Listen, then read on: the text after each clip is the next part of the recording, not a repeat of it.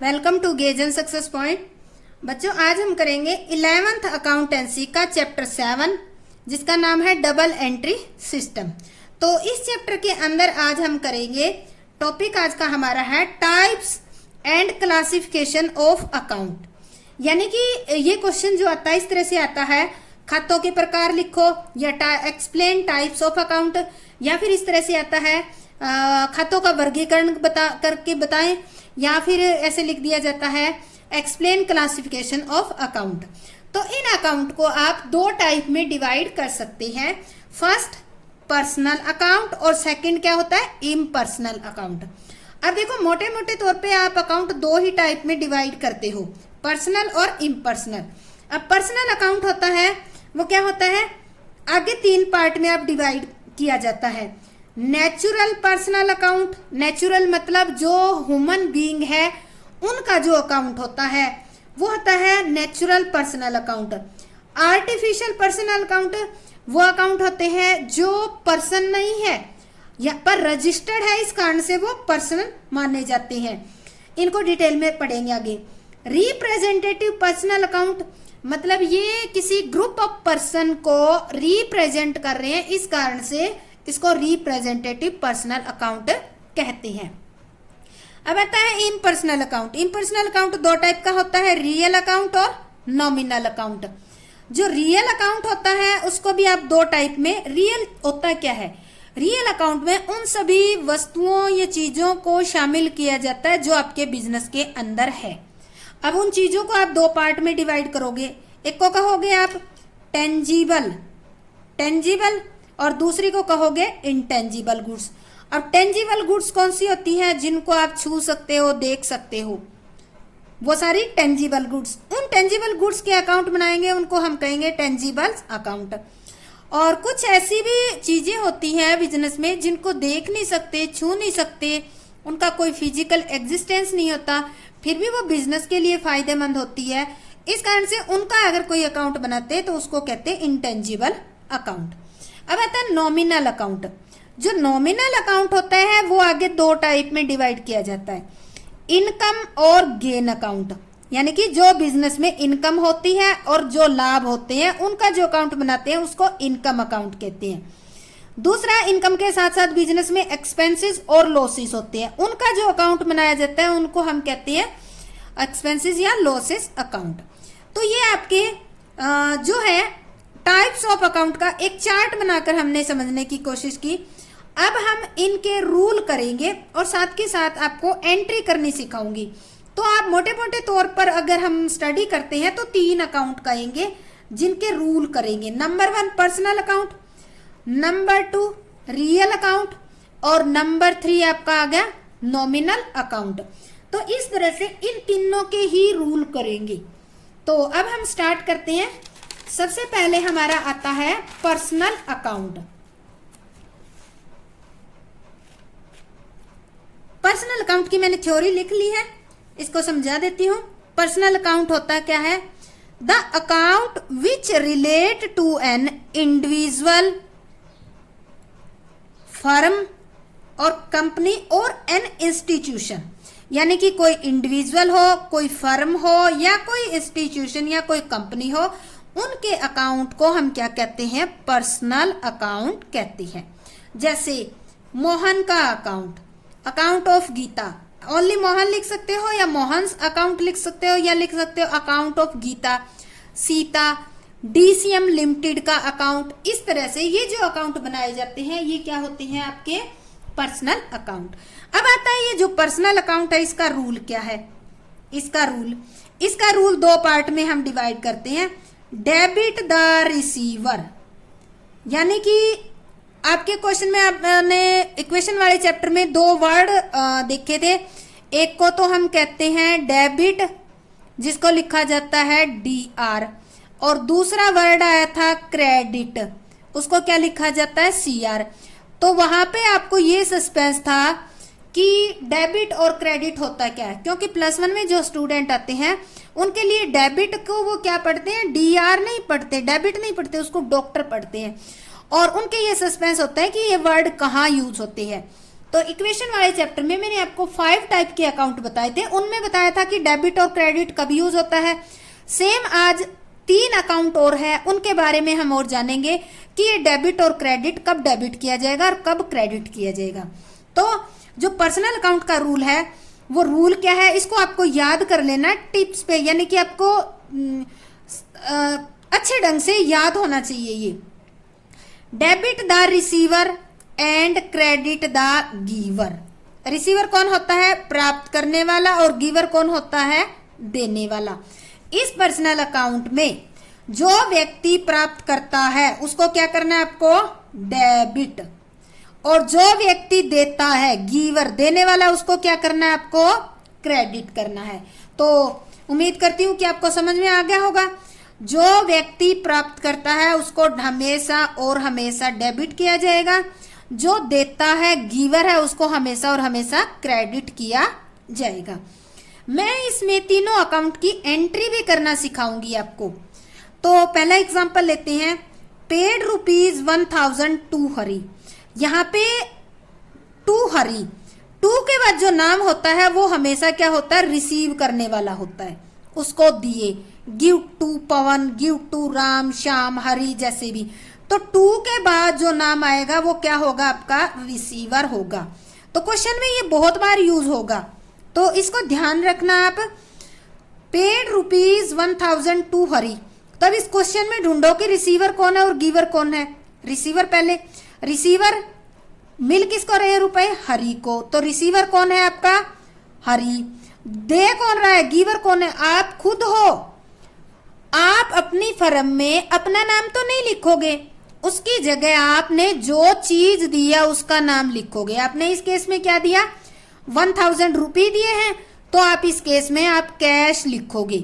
यानी कि आपकी जगह, आप अगर प्राप्त करते हो तो कोई जो चीज आपको मिली है आपके नाम की जगह वो चीज का नाम लिखोगे। अगर आप देते हो तो जो चीज आप देते हो उसी का नाम लिखा जाएगा। तो इसकी हम एंट्री करते हैं। तो एंट्री करने का किस तरीके से की जाती है, या हरी क्या कर रहा है, रिसीव कर रहा है, तो हम लिखते हैं हरी।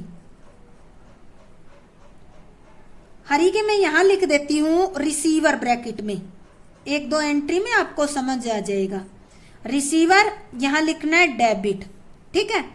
और टू क्या दिया आपने, कैश, कितने रुपए, 1000 रुपए।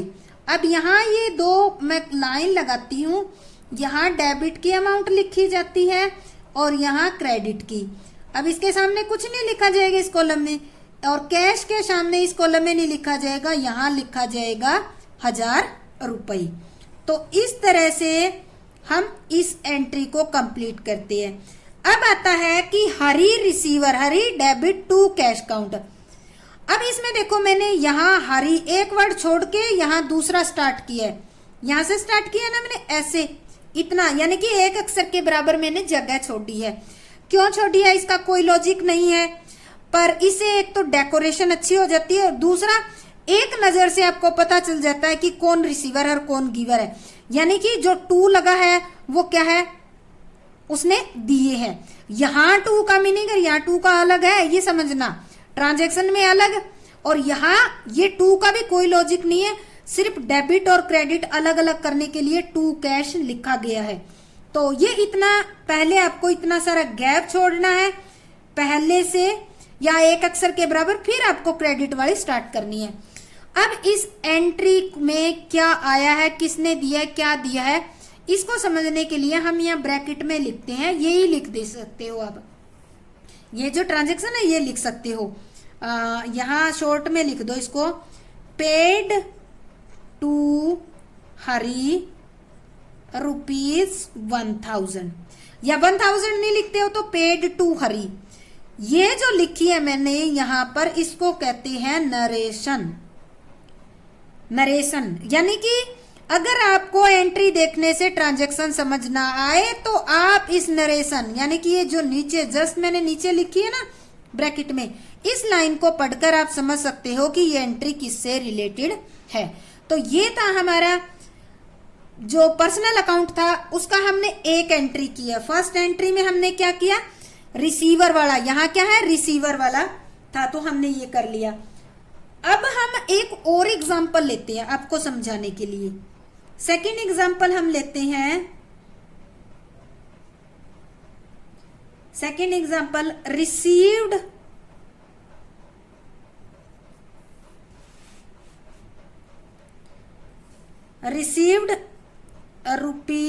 ₹5,000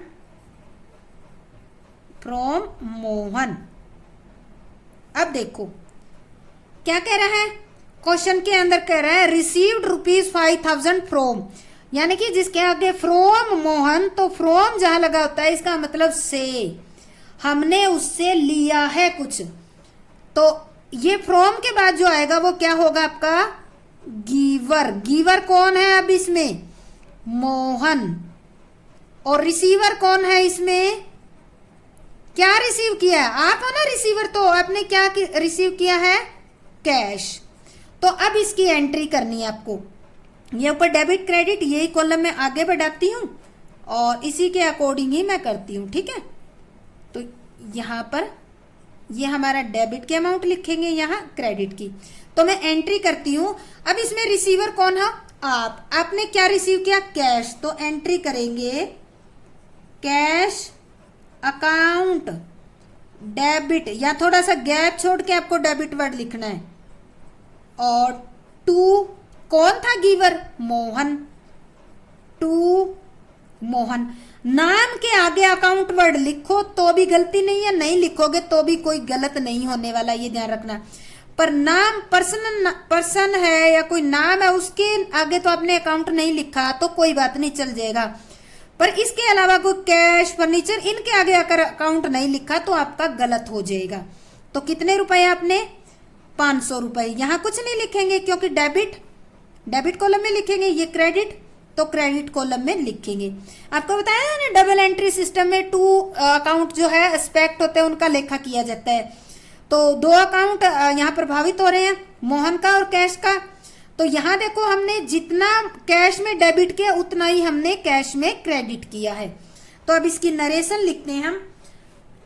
नरेशन आप लिख सकते हो, रिसीव्ड फ्रॉम मोहन, मोहन से आपने क्या किया, रिसीव किया। तो इस तरह से हम ये क्वेश्चन कर सकते हैं। तो पहला रूल उम्मीद करती हूँ याद हो गया होगा। हमने 2 एग्जाम्पल लिए हैं, एक तो रिसीवर से रिलेटेड, पेड रुपीज टू हरी, यानी कि इसमें हरी रिसीव करने वाला था, और दूसरा हमने गिवर यानी कि मोहन देने वाला था। तो दोनों की एंट्री, दोनों के रूल के अकॉर्डिंग हमने एंट्री करनी सीखी है। इस तरह बुक में आपके बहुत सारे क्वेश्चन, ये ट्रांजैक्शन होगी, उसकी एंट्री आप कर करके देखोगे तो आपकी प्रैक्टिस हो जाएगी। एक बात और ध्यान रखना, पहली एंट्री और दूसरी एंट्री के बीच में या तो आप इस तरह से लाइन बना देना, या फिर एक, अगर आपकी तो लाइन वाली कॉपी है तो एक लाइन छोड़ देना, ताकि मिक्स नहीं होगी, क्योंकि फर्स्ट टाइम आप एंट्री कर रहे हो ना, इसलिए बता रही हूँ। तो ये था हमारा पर्सनल अकाउंट के रूल। अब देखो पर्सनल अकाउंट के मैंने टाइप बताए थे आपको कि कितने टाइप है। आपकी केवल एंट्री नहीं, थ्योरी भी आती है। तो मैं आपके पर्सनल अकाउंट की थोड़ी सी थ्योरी बता देती हूँ कि पर्सनल अकाउंट में हमने 3 टाइप लिए थे ना। पहला हमने लिया था natural personal account, natural personal account. ये थ्योरी करना इसलिए जरूरी है क्योंकि आपको पता होना चाहिए कि पर्सनल अकाउंट में किस किस के अकाउंट आते हैं। तो आप नोट कर लो ये थ्योरी साथ के साथ।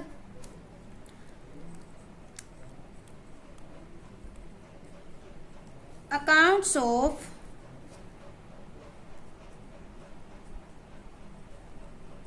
Natural person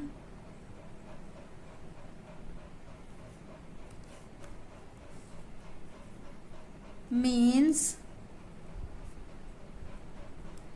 the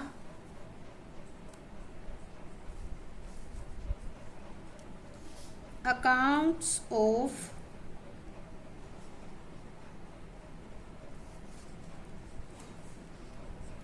human beings. For example, क्या बोल रहा है ये कह रहा है account natural person. Natural person मतलब किसके अकाउंट होंगे? वह ह्यूमन बीइंग के अकाउंट है। फॉर एग्जाम्पल आप ले सकते हो कि हमने 2 नाम किए थे ना अभी एंट्री में, मोहन्स अकाउंट। आप अकाउंट को इस तरह से भी लिख सकते हो और मैं ऐसे ही लिखूंगी आगे, मोहन अकाउंट, सीमा अकाउंट, गीताज अकाउंट, कितने भी ले सकते हो, ETC डाल देती हूँ सबके। यानी कि आपका अकाउंट है तो आपका अकाउंट भी ऐसे लिखेंगे जैसे पवन अकाउंट, सोनिया अकाउंट, इस तरह से।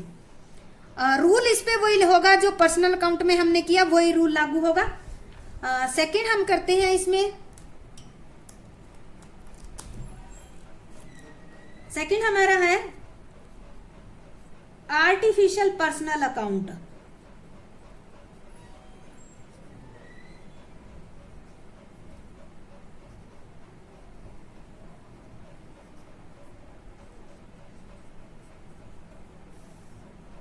ये क्या होता है?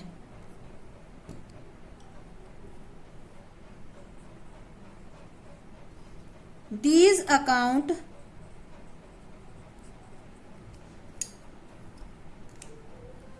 do not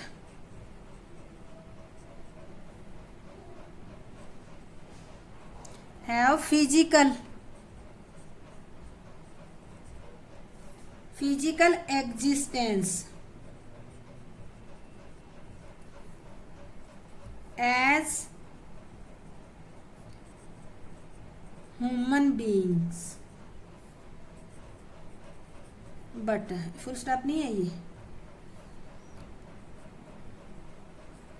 but they work as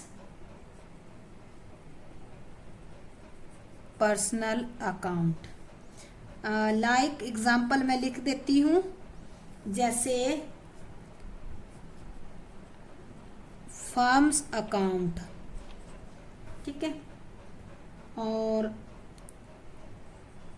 an institution account, या फिर आप ले सकते हो company account.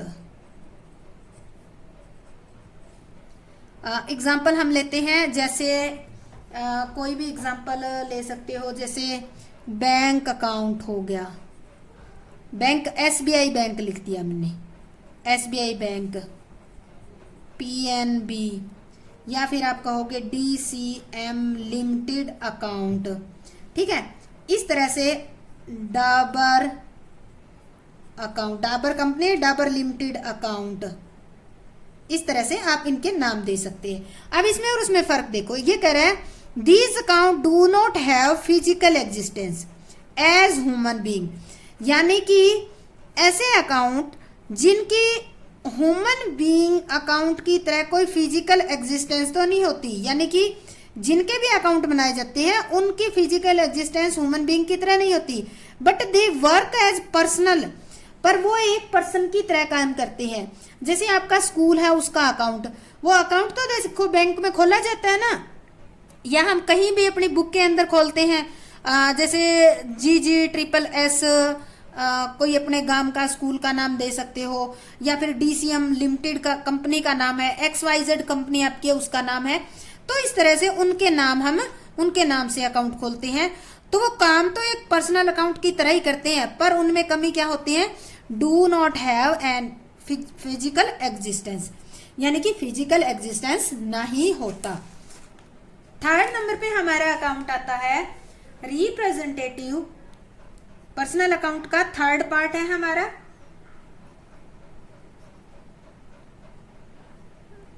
Representative personal account. ये किसको रिप्रेजेंट करती है, ध्यान रखना।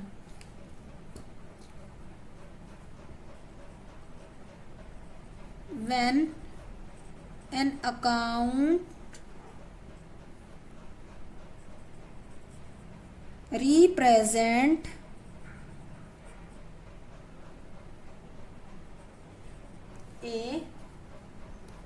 पर्टिकुलर पर्सन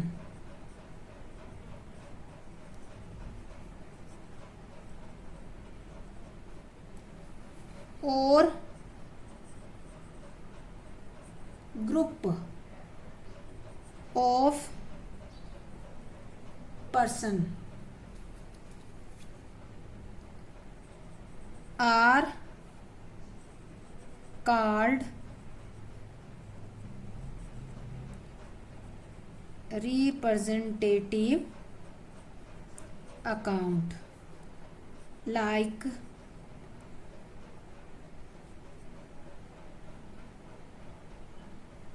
like जैसे हम एग्जांपल लेते हैं कि सैलरी आउटस्टैंडिंग अकाउंट, ठीक है। और हम इसमें ले लेते हैं prepaid account, prepaid expenses account और अक्रूड, अब रहने दो, दो से ही समझ लो आप, ठीक है, ज़्यादा हो जाएगा आगे। तो ये क्या कह रहा है, when an account represent a particular person और group of person are called representative account. यानी कि ये क्या करता है, ग्रुप ऑफ पर्सन को रिप्रेजेंट करता है। यहां आ जाते हैं, इसे एक अकाउंट से ही समझ आ जाएगा। सैलरी, सैलरी किसको दी जाती है, एम्प्लॉय को दी जाती है। आउटस्टैंडिंग क्या होता है, आउटस्टैंडिंग वो होता है ड्यू हो चुकी है but not paid, due but not paid, यानी कि आपने कर्मचारियों की सैलरी ड्यू हो चुकी है, पे करने की डेट जा चुकी है पर भुगतान नहीं की है, तो उसको आउटस्टैंडिंग कहते हैं। अब सैलरी आउटस्टैंडिंग उन ग्रुप ऑफ पर्सन को रिप्रेजेंट कर रहा है जिन जिन एम्प्लॉय की सैलरी को पे नहीं किया गया है। तो देखो हर एक एम्प्लॉय का तो नाम नहीं लिखेंगे ना, तो यहां हम लिख देंगे, जब अकाउंट बनाएंगे तो जैसे 50 पर्सन है उनकी सैलरी नहीं दी गई, तो 50 के नाम लिखेंगे तो पूरा पेज भर जाएगा। तो 50 के एक अलग जहां भी उनका कॉलम अकाउंट होता है उनमें रहेगा, पर हम टोटल कर लेंगे कि किन किन की सैलरी नहीं दी गई, कितना अमाउंट नहीं दिया गया, तो वो अमाउंट जहां लिखेंगे हम लिख देंगे सैलरी आउटस्टैंडिंग। तो ये ऐसे एम्प्लॉय को प्रेजेंट कर रहे हैं, रिप्रेजेंट कर रहे हैं जिनकी अभी तक सैलरी भुगतान नहीं की गई है, पेंडिंग है, इस कारण से इसका नाम पड़ा है representative account. Same prepaid expenses उन एक्सपेंसेस को रिप्रेजेंट करता है जिनको आपने एडवांस में ही पे कर दिया हो, कोई भी एक्सपेंसेस हो सकता है। तो इस तरह से ये था हमारा पर्सनल अकाउंट। अब सेकंड आता है हमारा, सेकंड अकाउंट के हम रूल करेंगे। सेकंड अकाउंट हमने पढ़ा था रियल अकाउंट, रियल अकाउंट के बारे में, इसका रूल, इसके हम एंट्री भी करेंगे कि किस तरह से होता है रियल अकाउंट। पहले मैं इसकी वो लिखा देती हूँ, टेंजिबल और इनटेंजिबल। पहला पार्ट कौन सा था हमारा, पहला था हमारा ए पार्ट में टेंजिबल, उसके बाद में रूल सिखाऊंगी आपको। टेंजिबल अकाउंट, टेंजिबल अकाउंट किनका बनता है,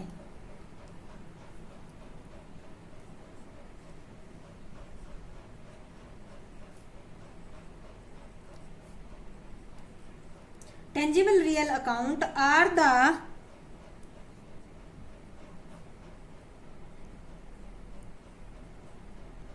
accounts of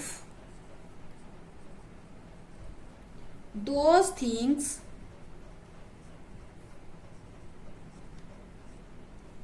which can be touched,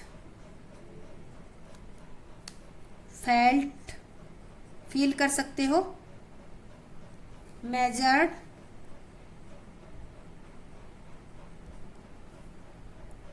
purchase, sold etcetera. Example हम लेते हैं इसके अंदर, जैसे एग्जाम्पल हो गया आपका cash, stock, furniture,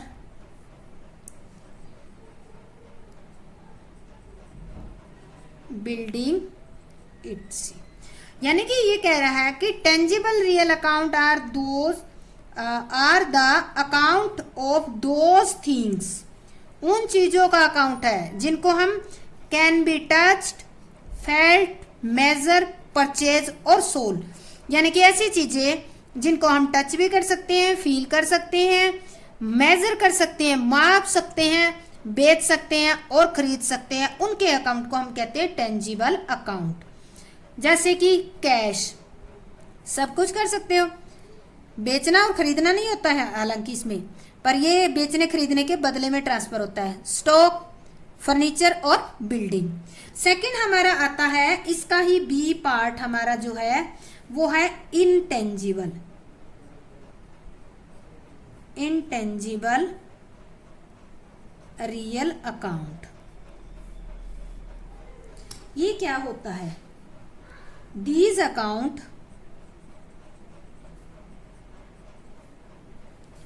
represent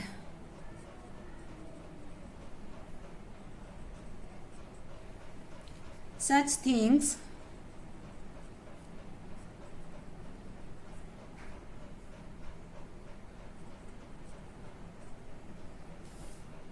which cannot be touched but of course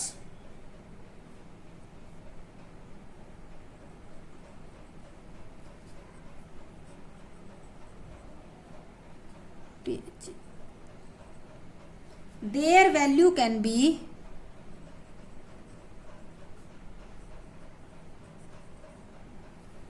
measured in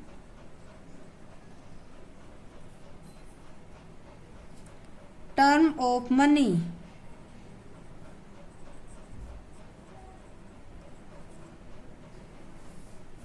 example हम लेते हैं, example goodwill,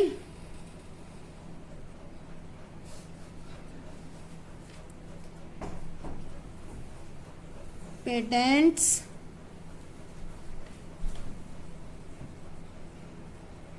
trademarks,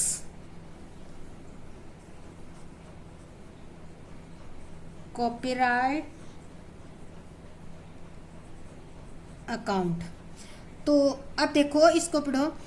these account represent such thing which can not be touch, जिसको छू नहीं सकते, but of course their value can be measured. आप छू तो नहीं सकते पर इसकी वैल्यू को आप मनी में मेजर कर सकते हो। कौन कौन से अकाउंट है?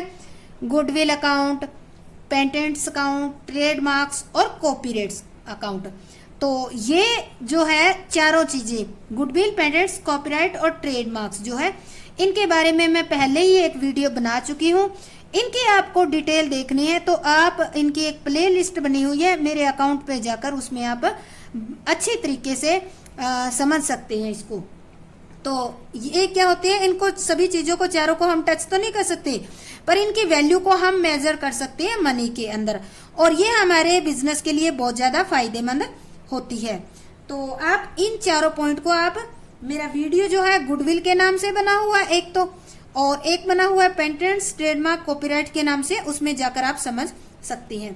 अब हम पढ़ते हैं इसका रूल करते हैं रियल अकाउंट का। तो हमारा आता है इसमें रूल, ये ध्यान से करना है आपको। रूल क्या है इसका? Debit what comes in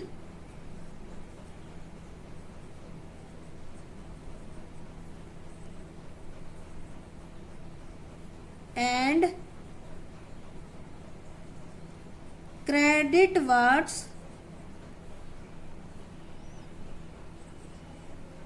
goes out। अब देखो इसके नाम से आपको पता चल रहा होगा, ये आपका सेकंड रूल है।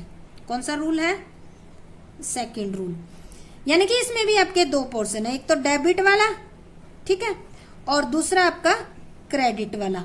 यानी कि इसमें कहते हैं कि डेबिट व्हाट कम्स इन मतलब बिजनेस में आना, ठीक है।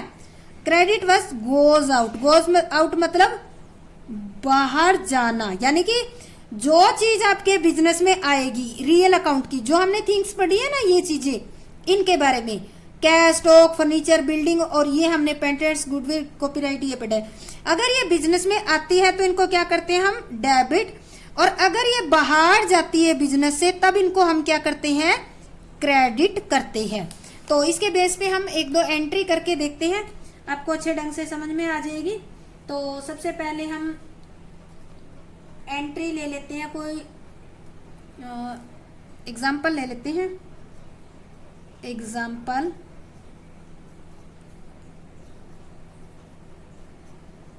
Purchase furniture for cash ₹10,000। तो ये देखो, ये कह रहा है कि आपने फर्नीचर परचेज किया है, कितने रुपए का, 10,000 रुपए का। किसमें, नगद में। अब देखो आया क्या है, मैं यहां लिखती हूं कम्स इन।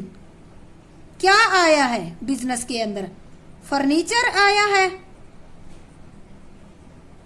और गोज आउट, गया क्या है, कैश गया है। तो इसके बेस पे देखो आपके डेबिट क्या होगा, क्रेडिट क्या होगा। डेबिट व्हाट कम्स इन क्या है, फर्नीचर, तो फर्नीचर डेबिट होगा। क्रेडिट व्हाट गोज आउट क्या है आपका, कैश, तो कैश क्या होगा आपका, क्रेडिट होगा। तो इसकी एंट्री करते हैं हम, एंट्री करेंगे हम furniture account debit to cash account. इनके रुपए हम वैसे ही लिखेंगे जैसे लाइन लगा के हमने लिखा था। ये हमारी है डेबिट की अमाउंट लिखने की, और यहाँ क्रेडिट की अमाउंट लिख रही हम। तो कितने हजार रुपए, 10,000 रुपए। यहाँ कुछ नहीं लिखा, मैंने डैश लगाया आपको बताने के लिए, आपको खाली छोड़ देना है। और दूसरा यहाँ क्रेडिट किया हमने 10,000 से। अब यहाँ नरेशन में क्या लिखोगे, आप लिखोगे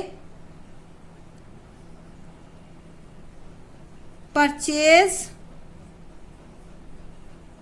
फर्नीचर फॉर कैश। रुपए लिखने की भी जरूरत नहीं है क्योंकि लिखे हुए हैं आपके रुपए तो ऊपर एंट्री के अंदर आ गए।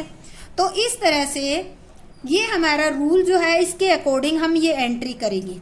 यानी कि रियल अकाउंट में दो टाइप की होती हैं ये चीजें, एक तो टेंजिबल रियल अकाउंट होता है और एक इंटेंजिबल। टेंजिबल में उन सारी थिंग्स को हम लेते हैं जिनको हम टच कर सकते हैं, फील, मेजर कर सकते हैं मनी में, बेच भी सकते हैं और खरीद सकते हैं, जैसे cash, stock, furniture, building.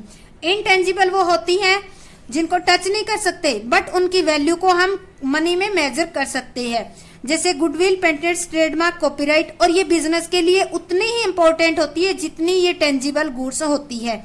Rule इसका हमने पढ़ा कि डेबिट व्हाट कम्स इन, यानी कि जो चीज बिजनेस में आएगी उसको हम क्या करेंगे, debit. Credit what goes out, जो बाहर जाएगी उसको हम क्रेडिट करेंगे। एग्जाम्पल हमारा परचेज फर्नीचर फॉर कैश ₹10,000। आया क्या है आपके बिजनेस में, फर्नीचर खरीदा है तो फर्नीचर, गया क्या है आपका, कैश। तो इसके बेस पे हमने ये एंट्री कर ली। अब हमारा आता है थर्ड अकाउंट। थर्ड अकाउंट हमारा कौन सा था, नॉमिनल अकाउंट। तो अब हम उसके बारे में डिटेल से स्टडी करेंगे। Third account, nominal account. ये देखो इसके भी दो पार्ट थे। पहले में हम कौन सा करेंगे, सबसे पहला हमारा लेते हैं, हमने लिया था इनकम और गेन अकाउंट। यानी कि ऐसी चीजों से रिलेटेड जो आपके बिजनेस में एज ए इनकम या प्रॉफिट के तौर पर आती है। तो इनको हम ये इनकी कोई ज्यादा डिटेल नहीं है, हम इसको थोड़ा सा लिख देते हैं ताकि आप थ्योरी लिख सको इसकी। The example of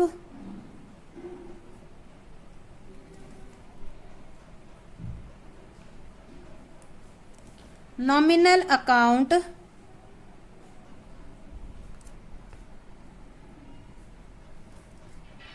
relating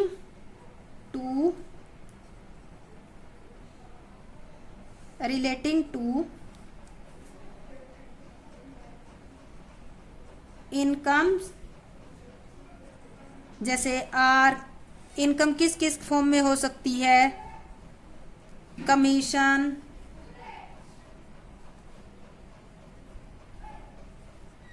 received, या आप कह सकते हो इंटरेस्ट रिसीव्ड, या आप ले सकते हो कोई डिस्काउंट आपको मिली है तो डिस्काउंट रिसीव्ड, रेंट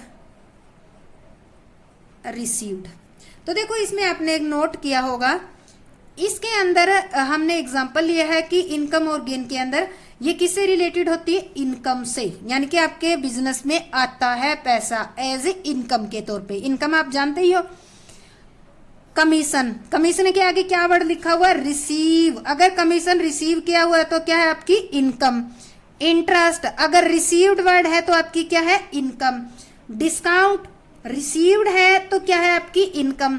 सेम इसी तरह से रेंट के आगे रिसीव्ड है तो वो क्या है आपकी इनकम। सेम सेकंड हमारा जो पोर्शन आता है, इसी का ही सेकंड जो पार्ट है वो हमारा है एक्सपेंसेस अकाउंट। एक्सपेंसेस और जिसको आप लॉसेस अकाउंट भी कह सकते हो। इसके अंदर हम क्या इंक्लूड करते हैं, the example of nominal account relating to expenses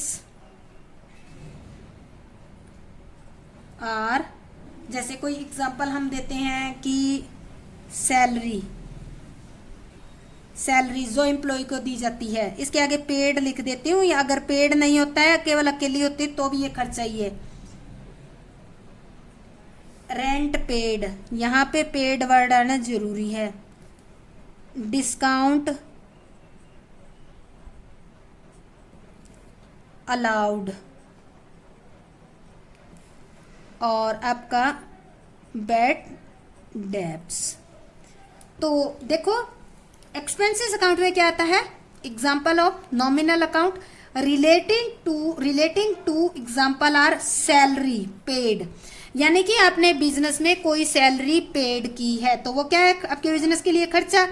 rent paid, अब देखो रेंट अगर आप रिसीव कर रहे हो, यहाँ पे रेंट अगर आगे रेंट के आगे रिसीव्ड वर्ड है तो वो क्या आ जाएगी आपकी इनकम बन जाएगी, और अगर इसके आगे पेड वर्ड लग गया तो वो आपका खर्चा।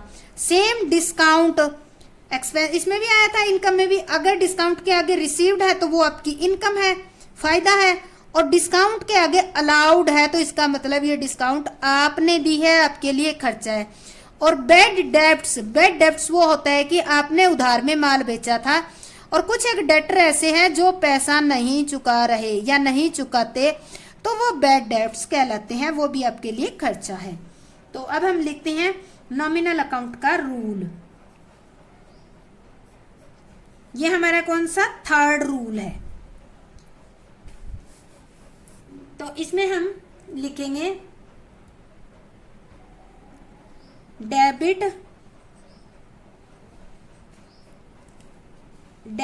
The expenses and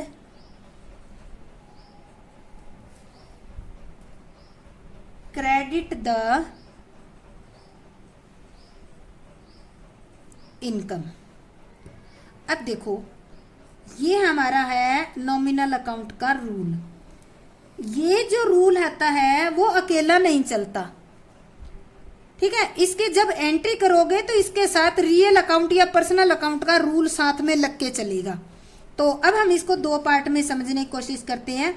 debit the expenses यानी कि व्यय, जिसको आप खर्चा कहते हो, अगर कोई भी खर्चा है, आप खर्चा कहते हो, अगर कोई भी खर्चा है किसी आइटम, ये ऊपर हमने लिया ना खर्चे की आइटम, कोई खर्चा है तो उसको हम क्या करेंगे, डेबिट, और क्रेडिट द इनकम, आय, और अगर आय है तो उसको क्या करोगे, क्रेडिट करोगे।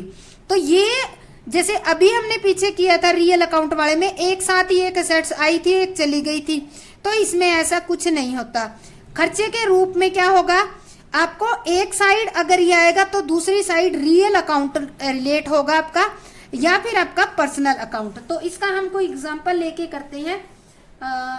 एग्जांपल हम लेते हैं, एग्जांपल से आपको समझ में आ जाएगा। यहाँ पे लेते हैं पेड ₹5,000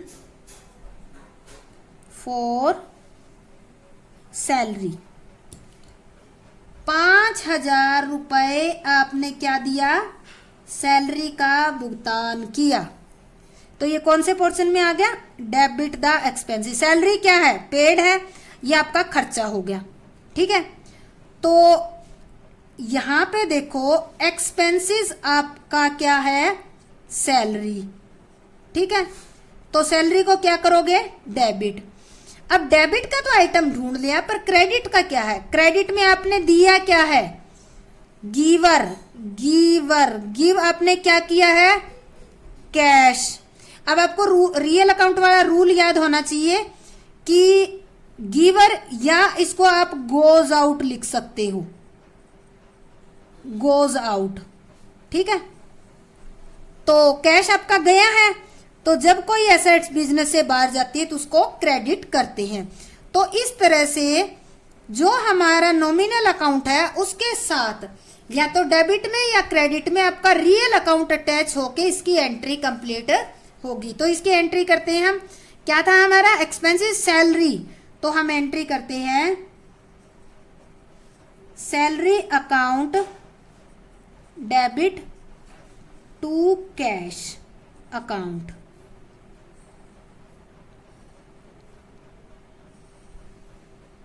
तो ये हमारा डेबिट का, ये क्रेडिट का, कितने रुपए, 5,000 रुपये। तो हमने लिख दिए 5,000, नरेशन में लिख दिया पेड सैलरी। आप छोटा सा भी लिख सकते हो नरेशन, कोई दिक्कत नहीं है। हो गया हमारा एंट्री। इसके बाद ये देखो, ये तो था पोर्शन एक्सपेंसेस से रिलेटेड। अगर कोई हम एग्जांपल लेते हैं और वो एग्जांपल आपका किससे रिलेटेड हो, इनकम से रिलेटेड, तब हम क्या करेंगे। तो कोई भी एग्जांपल लेते हैं, जैसे कि रिसीव्ड ₹1,000 फॉर कमीशन। हमने एज ए कमीशन क्या प्राप्त किया है, 1,000 रुपीज। अब देखो कमीशन के साथ क्या लगा हुआ है, रिसीव्ड, इनकम होगी। इनकम वाला रूल क्या था, क्रेडिट द इनकम। तो अब देखो इसमें इनकम हमारी क्या है, इनकम आपका है कमीशन, ठीक है। इसको क्या कर दोगे, क्रेडिट। अब देखो डेबिट में क्या आएगा, फिर इसको तो आपने क्रेडिट कर दिया, आपको मिला क्या है इस इनकम के रूप में, कैश। तो ये क्या हुआ है, व्हाट्स कम्स, या फिर आप ये कह सकते हो रिसीव, आपने रिसीव किया है। पर्सनल अकाउंट और रियल अकाउंट दोनों की तरह आपने कैश लिया है। तो जो चीज बिजनेस में आती है उसको क्या करते हैं, डेबिट। और आपको क्या मिला, कैश, तो कैश को डेबिट करोगे। कमीशन एज ए इनकम है तो इसको हम क्रेडिट करेंगे। तो अब हम इसकी एंट्री करते हैं। तो ये हमारी क्या करेंगे, इसमें कैश को डेबिट करेंगे। तो एंट्री करेंगे cash account debit to commission. कितने रुपए हो गए हमारे दे रखे थे 1,000 रुपीज। तो ये हमारे 1,000 रुपीज हमने लिख दिए। यहां नरेशन में लिखोगे कमीशन रिसीव्ड। तो ये आपकी एंट्री कंप्लीट हो जाती है। और इस तरह से हम तीनों अकाउंट के रूल जो है, पहले उनकी थ्योरी को समझेंगे, फिर उनके रूल को, और रूल को समझने के बाद एंट्री कैसे की जाती है, और कोई ट्रांजैक्शन दे रखी है तो उसमें आपको कैसे पता चलेगा कि ये इनकम है, एक्सपेंसेस है, बिजनेस में आ रही है, बिजनेस से जा रही है। तो इससे आपको अच्छे ढंग से समझ आ जाएगा। तो स्टूडेंट, अगर आपको ये लेक्चर अच्छे ढंग से समझ आ गया है तो मेरे चैनल गेजन सक्सेस पॉइंट को लाइक, शेयर और सब्सक्राइब जरूर करें। जय हिंद, जय भारत।